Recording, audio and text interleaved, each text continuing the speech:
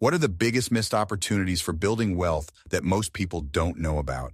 Story 1. As a young person, don't put extra money in a brokerage account until you max out tax-advantaged accounts. Edit. Friendly and completely non-judgmental reminder to learn about tax-advantaged accounts when you are young. I'm seeing some misconceptions, and this stuff can be complicated, but it's hugely beneficial to learn early and start maximizing these benefits. Roth. You pay taxes today and put money in. When you take it out later, it is not subject to any taxes, neither income nor capital gain. Traditional 401k/IRA.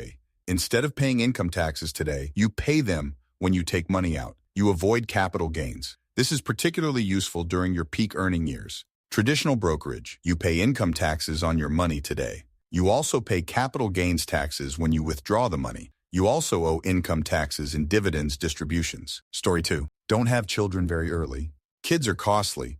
I'm pretty well off, but I noticed that despite a good salary, I have less wealth than my peers because I had to spend a lot of money on my kids from a young age, money that I couldn't invest or save. Doesn't mean I regret my kids, but it's a factor you have to consider if you think about this stuff early. Story 3. Building wealth from nothing is a battle against your own worst psychological instincts. To understand better, read the book, The Psychology of Money. It will change the way you think about money forever. There's no secret formula here.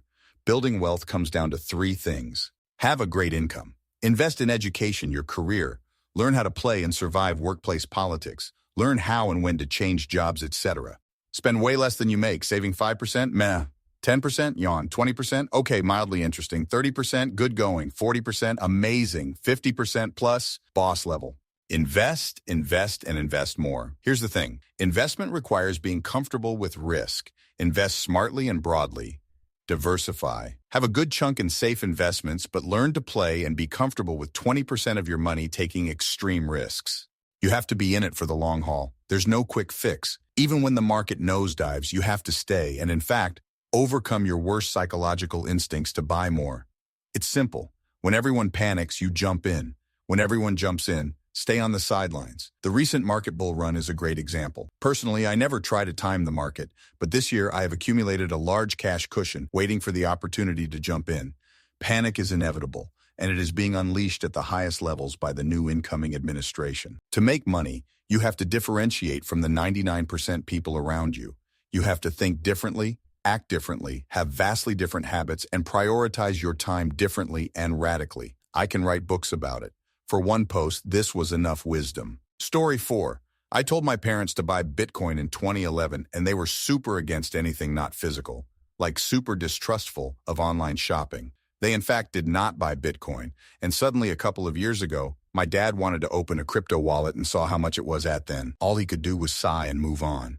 Story 5. If you want to truly build wealth on a family level, it's critical to understand and act as if wealth is literally built across generations. Rags to riches is possible, but the more likely approach is across generations. This takes investing heavily in newer generations. The problem is that all it takes is one generation to it all up.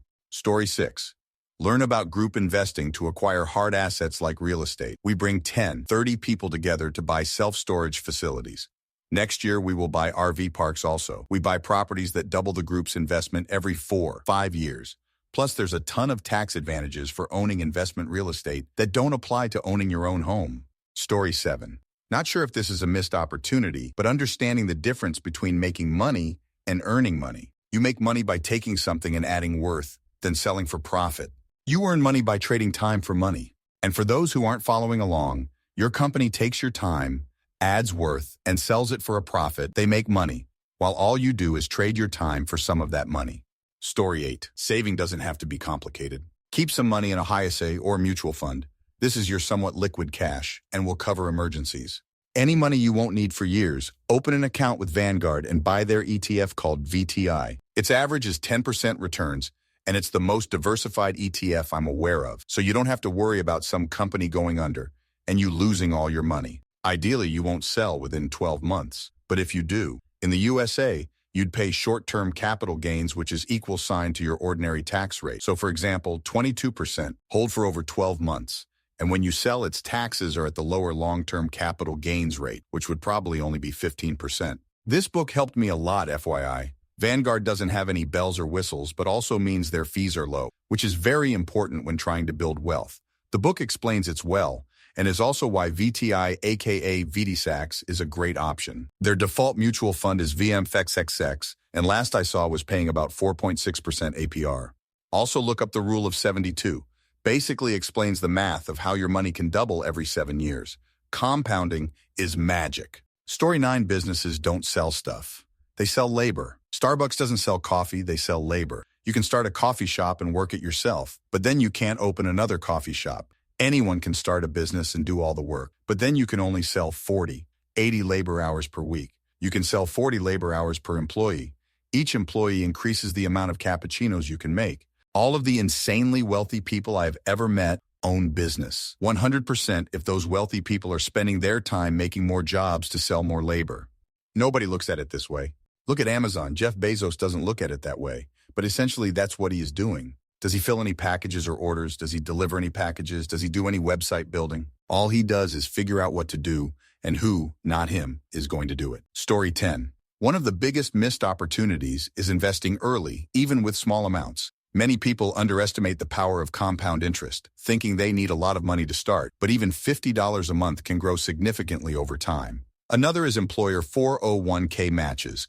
Not taking full advantage is leaving free money on the table. Lastly, learning about index funds and dividend stocks can create passive income, but most people either don't know or feel too intimidated to start. Story 11. Defined benefit retirement, also known as a traditional pension. These are almost exclusively through the government. My military retirement is worth approximately $3.8 million.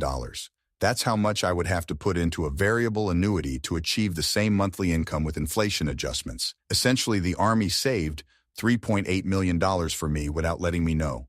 Story 12. Everyone's answering about how to make more money, but there are two paths to being wealthy: getting more or needing less. Focus on needing less. Buy less car or house and take the shortest loan term you can, but buy quality things and keep them longer. Learn home and car maintenance skills. You'll save money paying for them, and you'll maintain the value of your assets longer. Every year you're without a car payment between car purchases is like a 5 to 10K a year raise. Speaking of which, when you've planned an expense into your budget and managed to eliminate it, that's a great way to find the money in the budget for saving or investing. Pay off your car that was costing you $700 per month.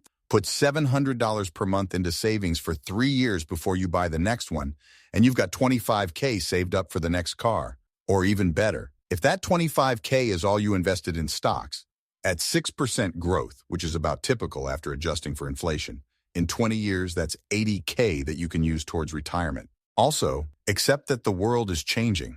Home prices and inflation are going to continue to skyrocket, and wages are going to continue to stagnate. Advice that was great in 1990 may not be great anymore. So when you read through financial advice threads like this one, also consider the context and ask yourself if this is still relevant advice or needs to be adapted. Story 13. Keep your expenses down and within control. The vast majority of the people I know have a spending problem, not an earning problem. All those fancy $7 Starbucks drinks every day, international vacations twice a year, and takeout dinners, lunches every second day will bleed you dry if left unchecked. It's a never-ending game of, "Aw man, wouldn't it be nice if I had $XX in my account right now?" If you spend almost $2K per year on Starbucks drinks and treats, or $4K to go traveling every year. Not saying to deprive yourself entirely. Instead of Starbucks every workday, try going just once. Instead of international vacations, try something closer to home within driving distance. People seriously don't understand how many options are available to them within just a few hours if they really do the research. Little adjustments pay big dividends in the future. Story 14. Learning early to identify and prioritize wants and needs, especially emergency funds. You want to go on a trip to Florida. You need to change the failing wheel bearings on your car so you can reliably get to work. People act all shocked Pikachu face that they don't have money to address life's obstacles, but failed to prioritize the need of having an emergency fund over the want of going on vacations or whatever else. I'll be honest about it. Fiscal responsibility isn't fun, but boy is it sure a good way to ensure you can build wealth. Story 15. Some folks will tell you not to invest too much into any one thing like an individual stocks. That's good general advice, except look what happened with Bitcoin and Nvidia and Tesla, and insert your favorite shoot the moon stock here. One of the ways to build crazy wealth is to be concentrated in a high-performing asset. The problem is no one knows which one is going to be massive next. That said, there are signs. I bought a fair bit of property in the 90s, probably 3x my net worth. Property was cheap, rents were decent. it was pretty easy to see that this was a fantastic deal. If I was able to buy 5 or 6 more properties by 2010, I'd never have to work again. If you see an opportunity like that, be brave enough to take advantage. Story 16, time and market beats timing the market. The biggest mistake most make is waiting too long to get into investing. Nothing is more powerful than how long money has been working for you. Sign up for 401k at work, set your amount at what you can afford, but at least maximize the company match. When you get a raise, put half in your retirement. If your raise is 4%, increase your match by 2%. Repeat until you are capped, then start putting it. Story 17. I would contend that for the last 15, 20 years, making investments in passive commercial real estate projects, that is, promoted equity deals, has been an outstanding way to build wealth, which most people either don't know about, don't understand, or don't have access to. Story 18. I had dinner with my friends in 2012 and told them to buy $100 worth of Bitcoin, as I found the technology very interesting and relevant to our times. They didn't listen. It would be about $1 million now. That's fine, because part of the reason I told them is so they couldn't complain I didn't tell them. Story 19. Well, when you begin to live on your own and get your first place and you're single, you inevitably start eating lots of takeout. You also tend to go out with your friends more. When I was in my late teens and throughout most of my 20s, I pretty much never cooked a meal for myself outside of sandwiches and frozen pizzas. At least half or more of the food I ate was from a restaurant of some sort. Probably half the money I earned was spent on food and going out. If I had learned how to cook for myself and been motivated to do so, I could have built some wealth a lot earlier in life. I mean, wealth doesn't have to be $1 million. It just needs to be any amount you can save. In my 20s, I never saved one penny. Between rent, clothes, partying, and takeout, how could I? Story 20. Biggest missed opportunity, payroll deduction.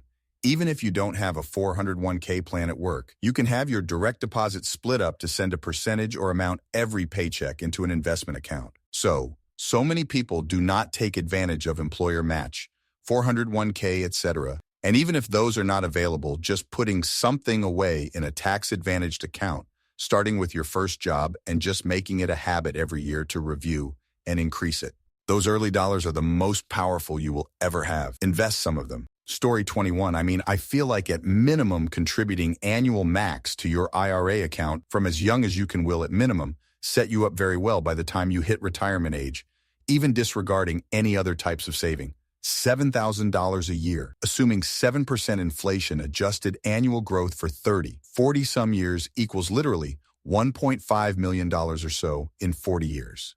The next best builders of wealth would probably be if your company you work for does any matching on a 401k plan, followed by trying to buy a house. Though I would prioritize building up retirement/saving/investing over buying a house if you can only afford to do one. Generally, by the time you retire, you want to try and have saved about 25 times what your annual income is or how much you plan to spend in retirement. Like if you do own a house, and your house will be paid off before retirement, so you don't need to budget as much for housing. $1.5 million would be 25 times more than $60,000 a year, to give you some actual numbers. Story 22. Never spend your own money when you can spend someone else's. For the average Joe Schmo, this means, but not limited to, always max out any 401k matching your employer offers. Take advantage of any and all tax credits you can get from your governments. Apply for any and all grants, low-interest loans, or other things you can find to get an advantage on any business ideas, scholarly pursuits, or career advancements you are after. Story 23. Learn to budget or get a budgeting app. Understand how much money you have left after you pay all of your needs. If you start early, you won't ever go negative. If you're older, you're probably negative with tons of debt and just needs to get rid of those. Been there, done that. Once you are profiting, take half of it and invest it. At least put it in the S&P 500 if you don't want to spend time learning about the market. Recurring investments on an automated schedule. Forget it and let it grow. Ignore market fluctuations. Since you're saving half of your profit, it doesn't matter if it goes down in value for a while, since you would have otherwise spent it on BS anyway. Only remove it to invest it in something else that brings you more dollar, and hopefully joy, i.e. home, business, etc. This is the bare minimum that everyone should do. It's not the best strategy. There are better in terms of taxes and efficiency, but this is just a simple way to get everyone to not overspend, learn to live within their means, and focus on saving and investing over spending on stupid. Example. $200 left over every month and you invest $100 in the S&P 500 *, should * be worth +/ $75,000 in 20 years versus dollar plus slash $25,000 if you just saved it. The goal, though, is that you make more money and spend less as you get older so you contribute even more. Story 24. One of the biggest missed opportunities is not starting to invest early, even if it's just a small amount. Compound interest is insanely powerful over time, but most people underestimate its long-term impact. Another overlooked opportunity is leveraging employer benefits like 401k matching or health savings accounts, HSAs, which can save you money and grow wealth tax-free. Real estate is another big one. Many people wait too long to buy their first home or dismiss real estate entirely, not realizing it can be a solid way to build equity over time.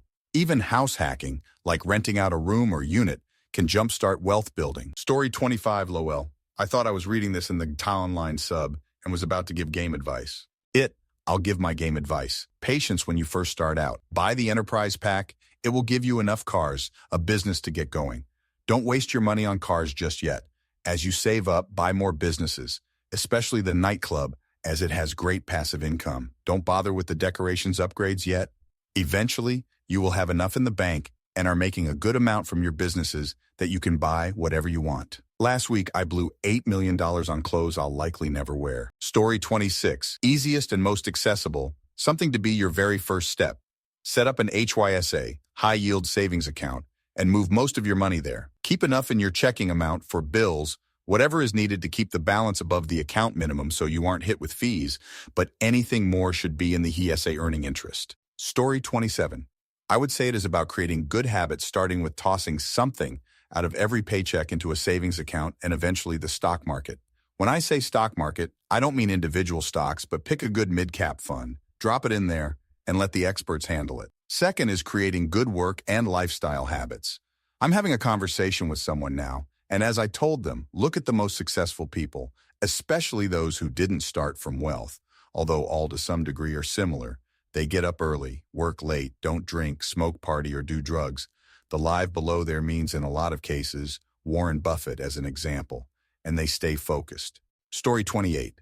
A common missed opportunity for building wealth is relying solely on a 9-to-5 job. While stable, it can limit your financial growth. Instead, consider starting side hustles and gradually turning them into businesses. By doing so, you can create multiple income streams and avoid being dependent on just one source, which often ties you to government or corporate roles. Taking initiative outside of a traditional job can unlock far more opportunities for financial independence and wealth building. Story 29. Not wasting your 20s financially speaking. It's easy to want to spend what little you make in your 20s since you're young. The reality is that what you can afford in your 20s probably sucks compared to just getting it as a casual thought in your 30s or 40s, but you can start investing early and those gains are for real. I don't know how the stock market performed since my 20s in terms of percent growth, but housing went up massively, so I have to imagine stocks were also giant gains as well. Story 30. Beyond creating a financial plan, understanding the power of low-cost broad market index funds and compound interest as well as tax-advantaged investment accounts.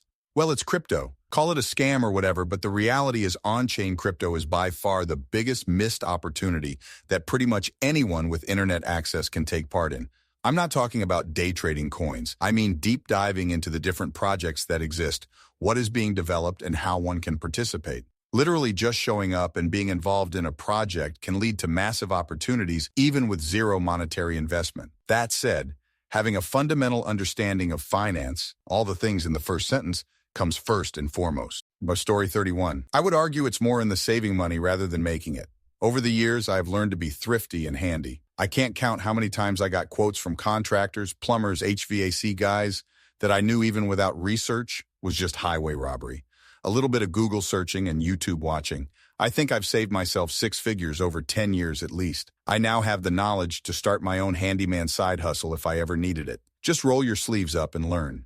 Story 32. There are different ways of going about it, but I would say investing in assets that compound, plus investing in growth assets. So capital appreciation plus compounding growth. A higher risk tolerance is generally needed. The infamous be fearful when others are greedy and greedy when others are fearful Buffett quote. My largest investment return, not tech, was buying shares of a life insurance company shortly after COVID started.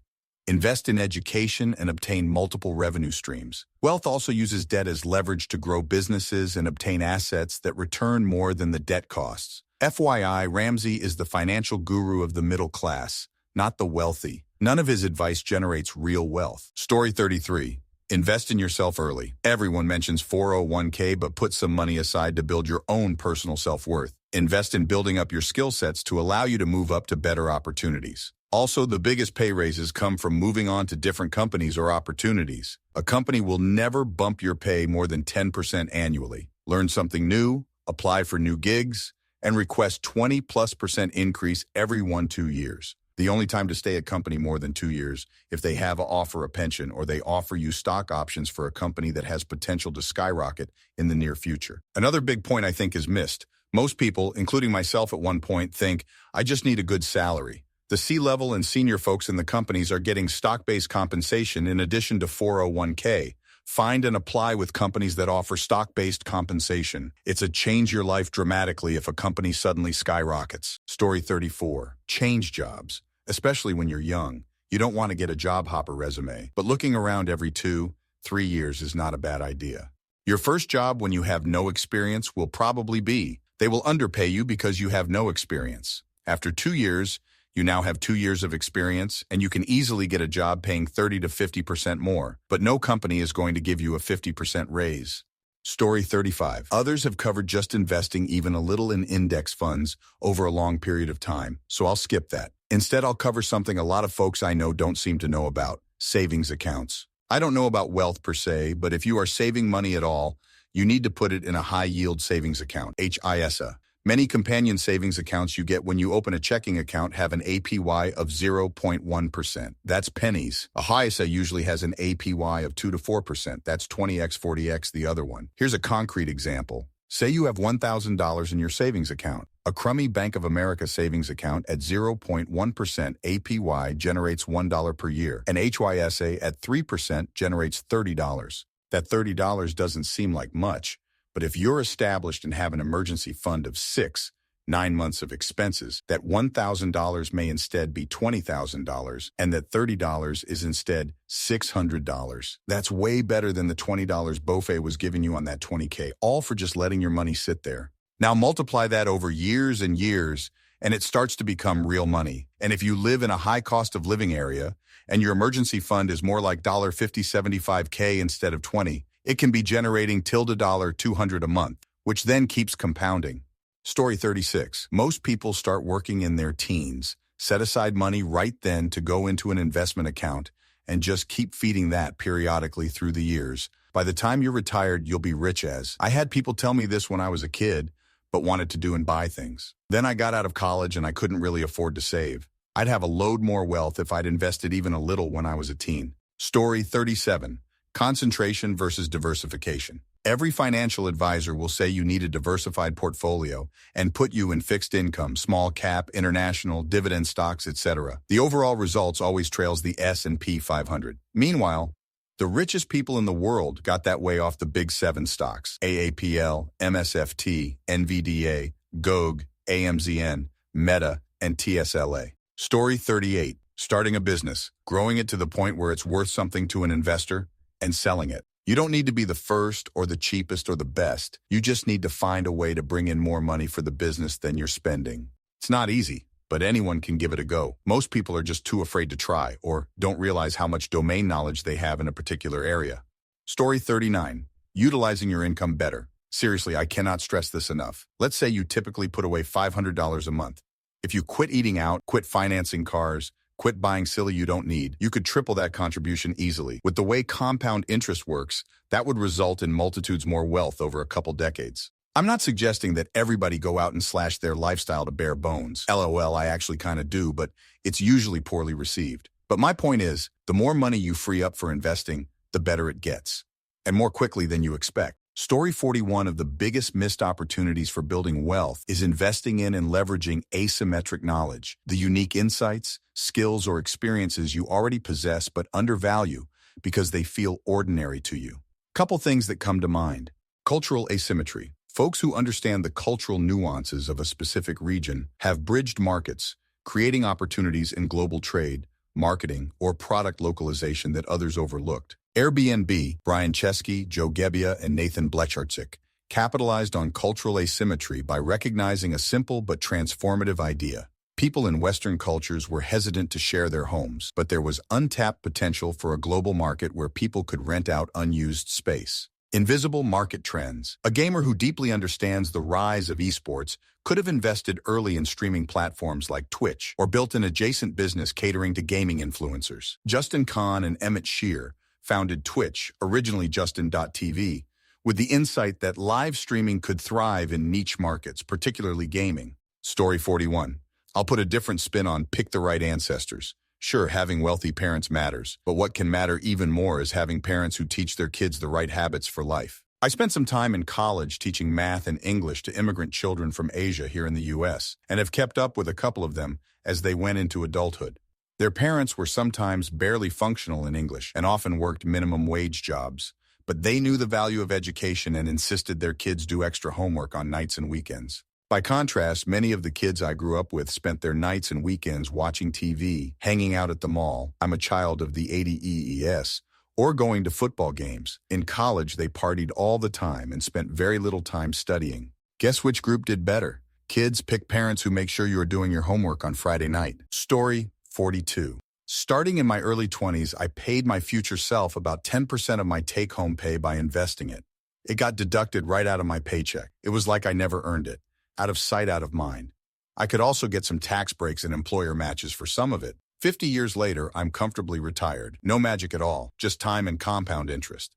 Also, I've never carried any credit card debt. Next theme. What's your favorite, oops, I just really ed up moment? Story 1. It was my first day as a help desk technician. I had been asked to change printer toner on the main printer in the company office. I pulled the black toner out and I dropped it. The thing exploded like it was a New Year's fireworks show. All over me, all over the floor, all over the printer. Even 10 years later, I still think they're digging toner out of the cubicle. I looked like one of those cartoon images where Elmer Fudd was given a bomb just before it exploded and then it blew up. Fortunately, my boss was my friend and he laughed his ass off. Photos, email distribution, the works. I made my best effort to clean it up until the facilities guy shoved me aside and said, "Let me do it," with his nuclear-powered backpack vacuum. I'm just glad it wasn't the yellow I dropped. I didn't want to look like I peed my pants all day. Story 2. I had just started a new job as a registered sales assistant at a major firm. All fresh and excited with my new Series 7, I was ready to do trades. My supervisor handed me a client statement and told me to liquidate the holdings. Not noticing some of the holdings were highlighted, I proceeded to liquidate the entire account instead of about 25% of it. Worst part, I didn't realize it until she came over. She could see the trades in real time as I was selling and asked me, what was I doing? I got red, heated, and ran to compliance to get it fixed. Our compliance officer told me to dry my tears, take a walk, and have a Coke. He called it my rite of passage. Never had another trading error. Story 3. I was a brand new, right out of college computer programmer, back before we had software developers. We worked on mini computers at the time, and I had a long process that I needed to run which tied up my terminal. I went into the storage closet and dragged out another terminal so that I could do stuff while the process ran. An old version of multi-taking. You kids have no idea how easy you have it nowadays. Well, because the new kid had 2 terminals, none of the other programmers wanted to look less productive, so everyone else did that. Then a week or so later, the president of the company came back to the programmer area so he could mess around with some new hardware that came in. He looked around and said, "Looks like everybody has 2 terminals now." Being a smartass, I quickly quipped, "Well, we all have 2 hands," which was met with silence. Usually my quips get at least a chuckle. It was then that I remembered that the president of the company did not in fact have 2 hands. He had a birth defect and one did not develop properly. Story 4. My brother tells a tale of woe about the day his college GF was obviously just itching for a fight. They were hanging out when she complained about the weight she'd gained. He said he hadn't noticed. She called him a liar. He maintained that he hadn't noticed. Finally, she said, "Dude, I'm exactly 5 feet tall and I've gone from 100 pounds to 110. That's like 20 pounds on a regular size person. How could you not notice? Either you're lying or you don't notice me at all. So which is it?" So bro finally and reluctantly said, "I guess I can see it a little, but you look GR. She immediately interrupted with, "Oh my God, I can't believe you just called me fat." This led to the biggest fight they'd ever had until their eventual breakup a full 2 years later. Story 5. We were shooting for a small short film in my school a few months back. I was making a small music video alongside it. We finished shooting for both at the same time, and I left them there for a few weeks unedited because I got caught up with exams and was just plain stressed every day. 2 days before we were supposed to submit the short film and the music video, I sat on them to edit. I edited for about 14 hours across a 16-hour window and submitted them both, the short film to the short film competition and the music video to another one. Except I didn't. The music video went to the short film event. The short film went to the music video event. Needless to say, both of them tanked. Story 6. When I was in college and my dad lived in D.C., he bought me a plane ticket to go visit him. I went to Texas 8 a.m., so the closest major city was Houston, and I'd never flown out of there before.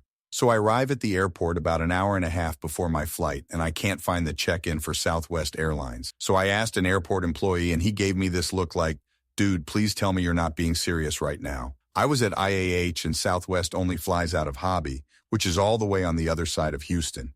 And it was rush hour. I did not make the flight. Story 7. I was fresh out of undergrad and working at a small university. One of my coworkers came out crying, so I asked her what was wrong. She said she just got a phone call that her sister lost her leg. I didn't mean to say it, but my brain decided for me, and I replied to her, "Oh, well, I hope she finds it." Her sister's leg was run over and cut off by a trolley. They did not need help locating it. She did take the joke like a champ, though, and even thanked me later for adding some lighthearted humor and making her laugh. Like her sister's leg, I left the part where I didn't mean to say it cut off. Story 8. Wouldn't say it's my favorite, but it's one that haunts me the most. When I was in college, I went to a computer in the school library. They were on these big circular desks with computers all around. It was morning, so I was kind of tired. Some people were on the computers working already. And me being kind of tired still, I sat there, got on a computer, and then I stretched my arms and then stretched my legs out. And unfortunately, the power strip for the computers was near me on my side, and my foot is the button on the power strip and turned off all the computers on that desk. I don't remember what she looked like, but I still remember the kind of look of quiet anger and frustration of this girl that was working on a paper just suddenly lose all of her work. She just quietly got up and walked away. I would have felt better if she just stood up and punched me in the face. Story 9. I just started a new chefing job at my dream restaurant. I had been there for a couple weeks and prepping in the back kitchen when I went to put a cutting board back on the rack. I didn't realize it was falling to the side, and it was too late when hundreds, if not thousands of dollars of restaurant white dishware fell, shattering to the ground. Plates, bowls, ramekins, trays, you name it. Still can't believe they kept me. Story 10. It was back in my school days when I was around 12 or 13. We had an exam, and I didn't pass it because I was too lazy to study, like most of the time. But this time, I actually failed. On the day I got the exam back, I just put it in my backpack and went home. My mom knew I had a test the week before, so she asked me if I'd received the results. Since it was a Friday, I told her, "No, not yet," because I wanted to enjoy a nice weekend. She didn't ask any further, so I dropped my bag in my room and had an amazing Friday. The next day, I went out grocery shopping or something like that with my dad, while my mom stayed home to prepare lunch. While she was in the kitchen, she also decided to turn on the dishwasher and went looking for the lunchbox she'd given me for school. It was in my backpack. While looking for the lunchbox, she also found the failed exam. Well, I think you can all imagine how thrilled my mom was when I came back home with my dad. Story 11. When I was 19, I was driving my dad's Cherokee in the woods on a 2-track. It wasn't anything too wild and I knew the way, but I unfortunately hit a stick or a stub or something that popped the tire instantly. I hopped out and looked for a spare, but there wasn't one under the trunk cover. It may have been suspended under the chassis, but I didn't know to look there. I had to call my sick mom and wake her up so she could come pick me and my GF up out of the woods. Had to leave the Jeep sitting there. The next day I rode with our mechanic down the trail so he could tow it out. He had to hop out and use a hatchet to cut out a small tree that was blocking the way of his tall tow truck. He almost threw out his back. I felt like just watching him. The tire pop was an accident, but the lesson learned that day was, make sure you have a spare and know how to change it. Edit. I didn't find a jack either, which made me think there was no spare anywhere. My dad bought it with beefy aftermarket tires, and I'm assuming whoever put those on was too cheap to buy a 5th spare tire. Story 12. A few years ago, I was working at an HMV online warehouse back when CDs and DVDs were still a thing. We had this persistent issue that had been dragging on for months. At one point, some big bosses came for a visit, including the CEO of the entire company. During the visit, one of the floor staff decided to ask the CEO about the issue in front of the entire workforce. He played along and said he'd look into it, which we all knew was unlikely since it was so far below his pay grade. Fast forward a few weeks, and I was sending yet another email about the same issue. Half jokingly, I added, as CEO's name said, he would look into it. The problem? I wasn't 100% sure how to spell his name. So I started typing it into the CC field to let it auto-populate, thinking I'd delete it after. Except I didn't. I hit send. So now the CEO had an email from some nobody 75 levels below him, looking like I was whining and holding him personally accountable for an issue he definitely didn't need to deal with. I imagine he opened that email like, who the hell is this guy? Thankfully, my manager was an absolute legend. After laughing his head off at my expense, he smoothed things over by sending an apology email on my behalf. I'm getting a hot neck just thinking about it. Story 13, I used to work the receiving dock and knew all the truck drivers. One was Bob, 6'6" inches and built like an NFL player. I transferred to the second plant about 4 miles down the road, and it was mostly new hires who didn't know me or that I used to work receiving. One day, Bob shows up because his load needed to be dropped at the second plant. It was just about lunchtime, so he said he would wait. A bunch of us and Bob went to the bathroom to wash up for lunch. Bob sighed, and I said, cheer up, it could be worse. It already is. My wife thinks she's pregnant. Without hesitation, I replied, so, is it yours? Everyone in the room had O eyes, and they were all thinking this guy has done Ed up and is about to be beaten to death. Bob just looked at me and said, yeah, that was the first thing I asked her. Story 14. I once got chlamydia and decided to tell my UAL partners from the past 6 months to get tested just to be sure. I opened up Facebook and messaged one I had been with at just about the 6-month mark. After I clicked send, I realized I was logged into a different woman's account that I was seeing at the present time who had used my computer and forgot to log out. I couldn't help but sit there and shake my head at my mistake. And yes, I had very awkward conversations with both of them after that. Story 15. So when I was in school, gay was a very popular word to describe things. Most people here will know what I mean when I say it was never said with the intent of, oh, that is homo, more of a, oh, that's annoying thing. Not that it makes the use of the word any better, but the intent when I say it is important here. Me and one friend thought we were peak hilarious when we swapped out gay for lesbian when we'd speak like that. Peak 13, 14-year-old humor. Anyway, one day, I was in an argument with my older sister. We'd both used the word gay in the way I described growing up. So in the heat of the moment, I went to say, oh, shut up, gay, jokingly, and instead said, oh, shut up, lesbian, with a bit more venom in the word than I anticipated. My sister was in a relationship with another woman at the time. Absolute instant regret and horror when I said it. Shock on her face, too. Instantly ends the conversation. It's one of those things that just creeps back into your head every couple months. I eventually brought it up a year or two back, and she says she has no memory of it, and it's hilarious. That stewed in my mind for years, and she didn't care, the bastard. Story 16. Just yesterday, I was coming home from the pre-dinner walk, 5 p.m. road rush time, with my husky. I got to my door, and like a total, I shuffled the order of operations. I unclasped his leash, then pulled out my keys to open my door, turned around, and my boy was gone. Spent 20 minutes playing what seemed like a fun game of tag for him, but was incredibly scary for me because he was weaving across busy roads. Finally got him, but it was totally a tifu, and I was glad that we all got home safe for dinner. Story 17. I had just turned 18 and went to get my first tattoo. My mom hates tattoos, so I made sure to get it in a place she was unlikely to see, on my hip. Well, we both smoked cigarettes at the time, and she had run out. So when I got home, she rummaged through my purse to find some cigarettes, and she found the damn receipt for the tattoo. I hadn't even been home for 15 minutes. Story 18. I was in grade 2. We were out for recess and a kid said, hey, look at this, and did that thing with 2 basketballs where if you put one on top of the other and drop them so they hit the ground together, it sends the ball on top flying really high into the air. I'd never seen that before. I was amazed. Immediately picked the balls up and tried it myself. I gazed in awe as the basketball went flying through the air in a beautiful high arc. Amazement soon turned to horror as I watched the ball land directly on a teacher's head, bounce off, and then land directly on the head of the grade 1 girl who was crying and getting a Band-Aid put on. Whoops. Story 19. Used to do some amateur rock climbing, got some loaner equipment, was taught the knots, and went out and had a lot of fun with friends. On the 3rd or 4th outing, I get my gear set up and ascend a 50-feet wall. Things go well, and I reach the top when I realize that I tied the knot wrong, had a death grip on the rope during the descent, and a firm shake of the knot made it come undone almost immediately. It was just the tension that held it together. The next time, I had friends double-check the knot.